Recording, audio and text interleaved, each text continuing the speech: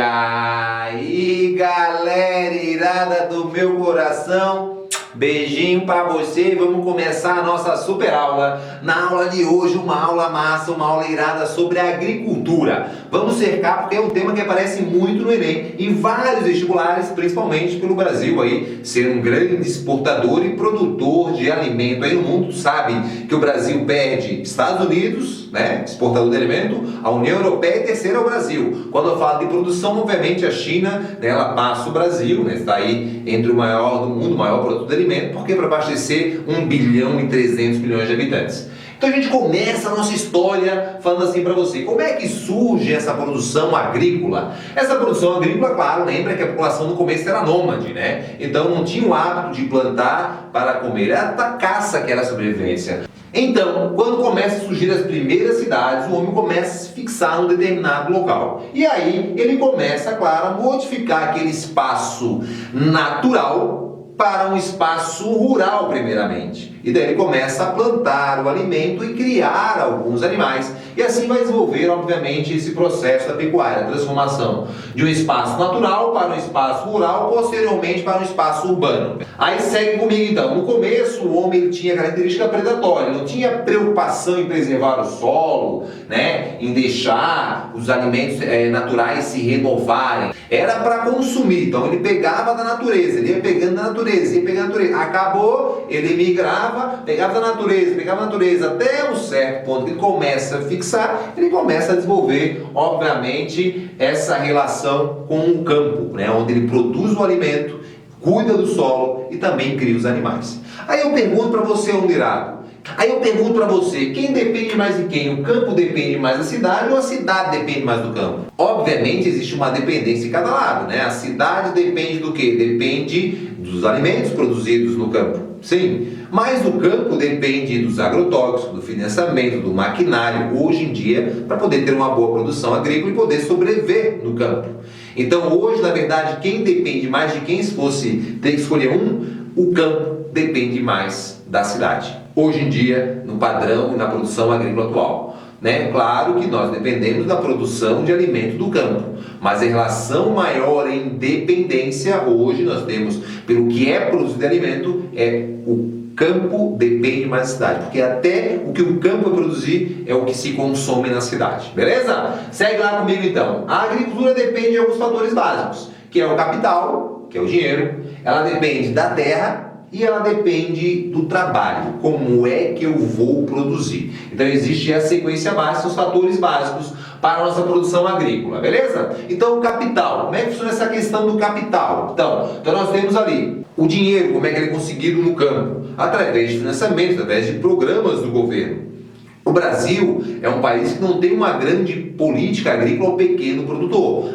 Temos projetos isolados, sim, temos vários projetos, desde governos estaduais, até projetos municipais, também projetos federais. Mas a nossa agricultura, a nossa política agrícola é mais voltada ao grande produtor. Um próprio banco, quando vai financiar, ele tem que ter como garantia a terra é a garantia do financiamento. Então, se eu sou um pequeno produtor, eu vou ter acesso a uma pequena quantidade de dinheiro. Qualquer anomalia que gerar no campo pode afetar, com certeza, a minha produção, eu não vou conseguir pagar a minha dívida e tenho que dar a minha terra como garantia desse pagamento. Então, isso também vai gerar o êxodo rural. Então, fique bem atento a isso. A terra é a garantia para o pagamento. Mas como é que eles sabem isso? Foi criado algo chamado módulo, anota aí, módulo rural.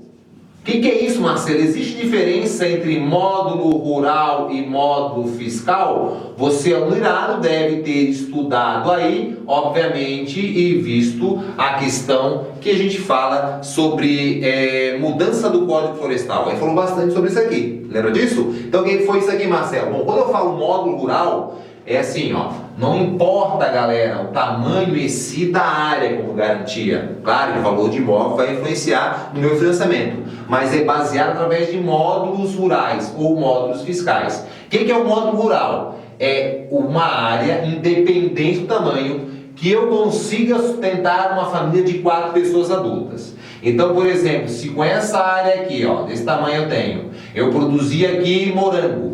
O que eu tenho ali de produção de morango, eu consigo sentar uma família de 4 pessoas, beleza, eu tenho um módulo rural. Deu para entender? Ah, mas para produzir milho precisa de uma área maior. Então, para produzir milho precisa disso aqui tudo. Ó. Então, isso aqui daí é um módulo rural. Então, depende também do produto que eu produzir. Está entendendo a jogada? Então, o módulo rural é uma área, independente do tamanho, que consiga sentar na frente de 4 pessoas adultas.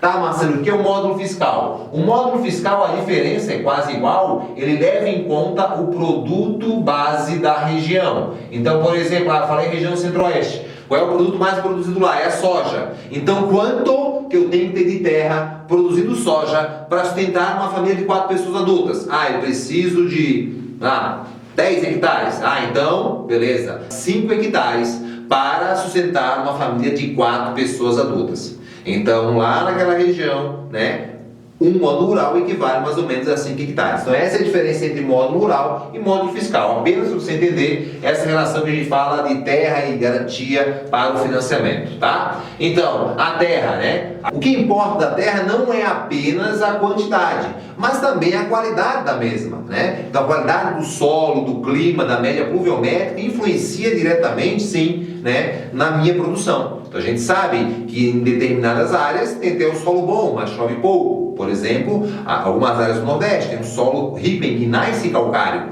Porém, a baixa pluviosidade dificulta a agricultura, encarece, tem que puxar a irrigação. Em algumas áreas nem a irrigação. Então, nós temos também a questão, né, do clima em si ali, que vai influenciar, nesse clima aqui não chove, então não dá para ter uma produção, né, várias safras durante o ano. Então, quando eu falo da questão terra, ela com certeza influencia diretamente na produção agrícola. E o trabalho? Nós temos um grande problema no campo, que é o quê? É a falta de qualificação. Então, nós temos, por exemplo, dados aí, né, do IBGE, 39% de analfabeto, 43% com fundamental incompleto, e temos mais de 1 milhão de crianças trabalhando, né, no campo, a família. O cara tem 10 filhos, 5 filhos, 3 filhos e bota ali o filho durante uma parte da sua vida ajudando na lida, né, diária, de plantar, tirar leite. Então isso acontece bastante. Hoje em dia, muitos desses jovens sim procuram se qualificar, vêm para a cidade e às vezes nem querem voltar para o campo mais, beleza? Então nós temos algo também importante, que é a mecanização, o aumento da produção e o desemprego. Então, quando eu começo a botar máquina, tem uma substituição, a gente chama isso de desemprego estrutural, né? Provoca um aumento da produção, que é positivo, porém gera um desemprego. Então nós temos aí algumas situações no Brasil desse êxodo rural associado a um processo de mecanização.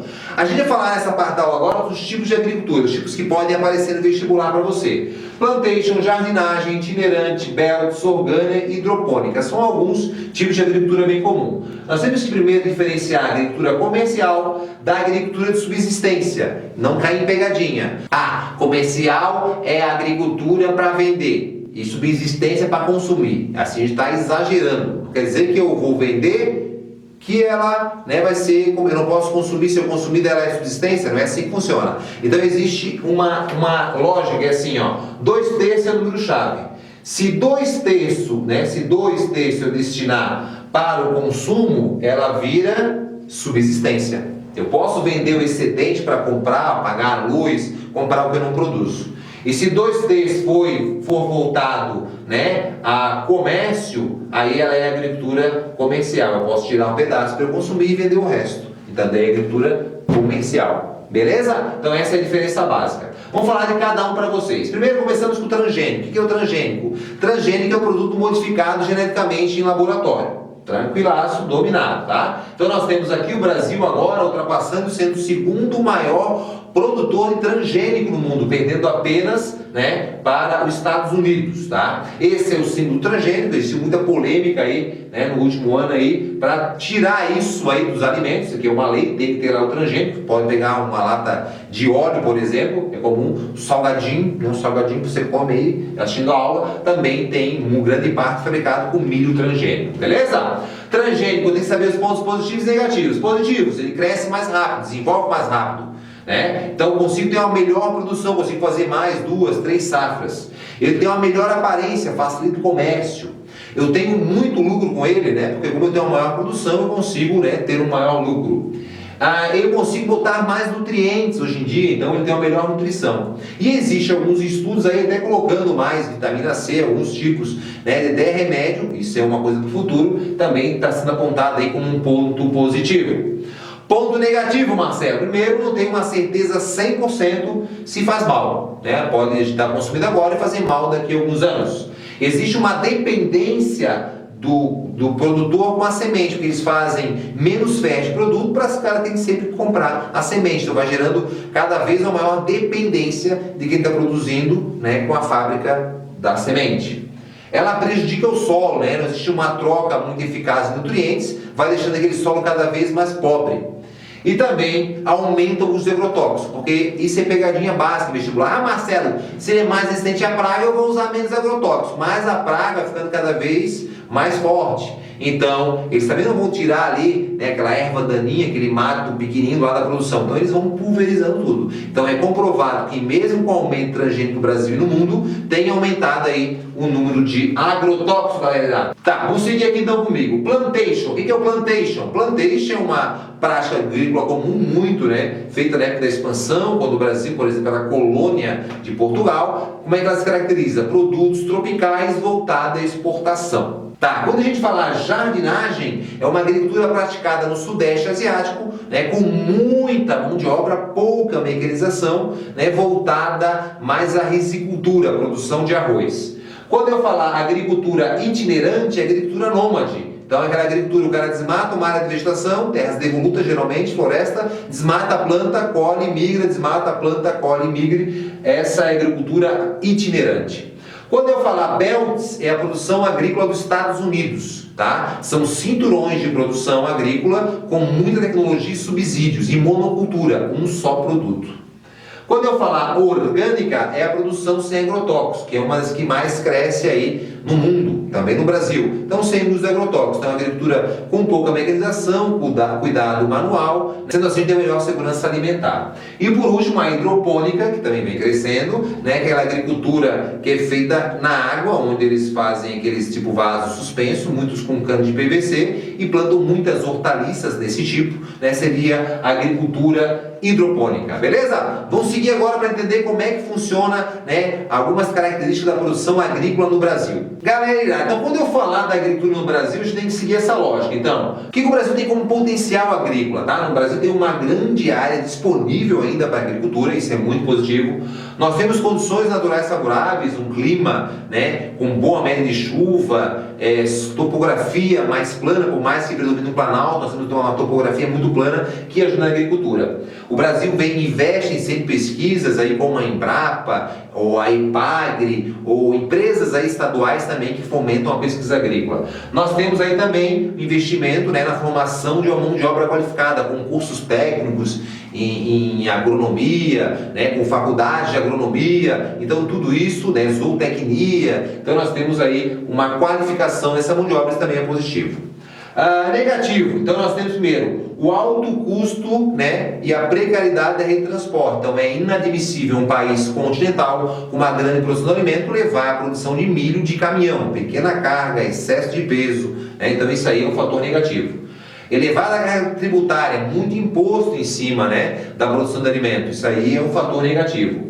Então, dificuldade de crédito e financiamento também é um fator negativo. Então, a dificuldade da aquisição de financiamento, isso aí afasta, né, o pequeno agricultor. Depois, baixa eletrificação na zona rural. Por mais que o Brasil fez algumas campanhas de levar mais energia para o meio rural, ainda temos algumas áreas com essa dificuldade, né, de acesso à energia, isso atrapalha a produção. E também a concorrência, principalmente com a Europa e os Estados Unidos, pelos seus modelos agrícolas, da prática de subsídios, que é aquela ajuda financeira que o governo dá aos produtores agrícolas desses países. Então, o produto brasileiro fica mais caro do que o produto deles. O Brasil já denunciou na Organização Mundial do Comércio, né, mas não foi atendido ainda, beleza? Então, aqui nós temos os aspectos gerais. Vai lá! Seguindo aqui um gráfico aí típico, o Enem adora gráfico. Então, nós temos aqui para você, aluno, comparando o tamanho da área e o número de estabelecimentos. Então, assim, no Brasil, nós temos mais pequenas propriedades ou grandes propriedades. Então, quando eu falo em número de estabelecimento, nós temos mais pequenas propriedades. Então, menos de 10 hectares. Só lembrando, 1 hectare,